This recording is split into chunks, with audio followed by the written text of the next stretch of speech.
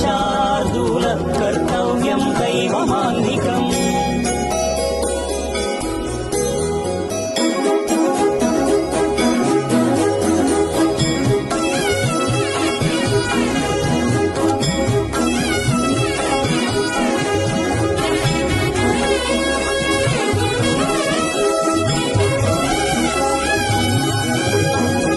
పూలన్నీ మురిసి విరిసే నేమాలగ తరించగతో మాల సేవతో పులకించగా